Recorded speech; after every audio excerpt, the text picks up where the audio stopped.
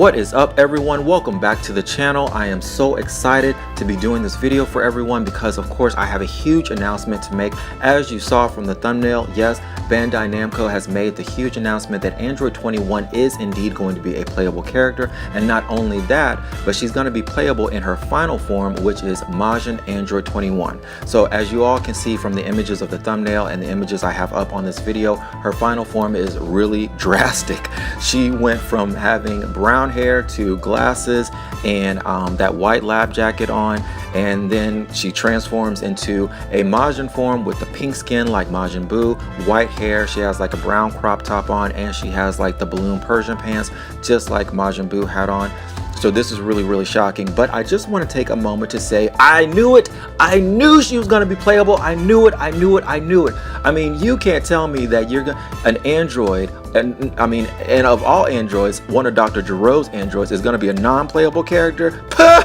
Yeah, right. I ain't buying it. I was not buying it. I don't know if you guys saw it coming, but I saw it coming. They had to have her as a playable character. So I just want to take a moment to just kind of share that with everyone. Anyways, but getting back to the content. So I'm really excited that she's going to be playable. And another very important announcement I want to make before I get into the content any further is that, guys, make sure that you stay tuned. Tonight at 9 p.m. Eastern Standard Time, they are going to kick off a second open beta, which you can partake in. Because of all the network problems that they were having with the first beta that kicked off on January 13th, Bandai Namco decided to issue a second beta that's going to kick off tonight, January 17th at 9 p.m. Eastern Standard Time. It's going to run for a whole 24 hours. It's going to conclude on January the 18th Eastern Standard Time, 9 p.m. at the same time. So guys, everyone has an additional 24-hour period to jump online and play these characters. Now, from what I've read in my articles here, it doesn't look like Majin Android 21 is going to be available in this open beta, but like I said, she will be available come January 26th with the rest of the roster characters. So you will have that to look forward to. So guys, let me go ahead and jump into the content that I have for you. I have an article from Event Hubs, and this article shares with us more about her special abilities, her special attacks, and a little bit of what we can expect from her in the story mode. So it starts off by saying, another character enters the Dragon Ball FighterZ fight. Android 21 has been confirmed as a playable character. Ever since she was shown to be a part of the game story mode, fans anxiously awaited her reveal as part of the actual roster. In the latest issue of V-Jump, that reveal has finally come. Shonen Games, who we have to thank for sharing the scan. And just a little side note, guys, the scan that they're referring to are the images that I have in the video. So all the images that you're seeing are actually copies and images that I took from the actual scan. So, okay, back to the article. This scan reports that Android 21 is the final character on the game's launch roster. As we can see from the images, she looks a bit different than we're used to. It appears that she's taken on a Majin form, wearing similar clothing to Majin Buu. One screenshot on the scan shows Android 21 speaking with Buu in what looks to be a story mode cutscene, so perhaps we will find out why she has taken on this form. According to the scan, which has been translated by our very own Majin Tenshin Han, Android 21 has the ability to absorb energy from her opponents. Her special move, Tasting Cut, sees her grab the opponent and steal their energy from them. Once she does so, she can utilize her foe's moves. The scan makes mention of her firing a Kamehameha and notes that that if she absorbs Krillin's energy, she gains access to Solar Flare. Now, just a little side note, guys, I think this might have been a blooper because I think, if I recall correctly, Solar Flare is actually from Tien's moveset, not Krillin's moveset. Although I might be mistaken. Seemed like I do recall Krillin doing a similar move like that. Anywho, but back to the article. The more she learns about her opponent, the more she gets to use. She can also turn her opponents into sweets, as we see in one screenshot, and her Meteor super attack is very similar to Majin Buu's. So this is really interesting. They actually give her the ability to turn characters into sweets. That's cool. After the jump, you'll find out some more translated information about Android 21 directly from the scan, including her stats. And here is an official, kind of an official announcement about Android 21 that was included in this article. I'm going to read that as well. It says, a character wrapped in mystery, Android 21 joins the battle. Long white hair, pink skin, she holds the key of the story mode, and in her transformed form, she joins the battle. She's an android, but she looks just like a Majin. Besides being a scientist with exceptional intellect, everything about her is shrouded in mystery. What's her goal for joining the fight? Normally she wears scientist clothes, but before battling she transforms. Are her abilities unleashed through this transformation? Looking at her joy while holding sweets, she seems even more related to Majin. Another image of Android 21 filled with rage, but who is it aimed at? What's worrying is she an ally or an enemy? Is she actually working together with the Z Warriors? As for her stats are listed as follows. Easy to use, she has an A. Power, she has a B. Speed, A. Reach, S. Technique, S. And Energy, B.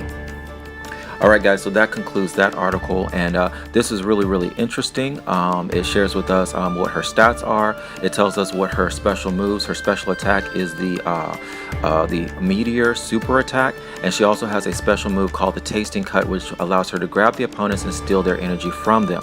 So this is really interesting, and I saw in a moment in the trailer where it did say all of y'all are going to be so tasty.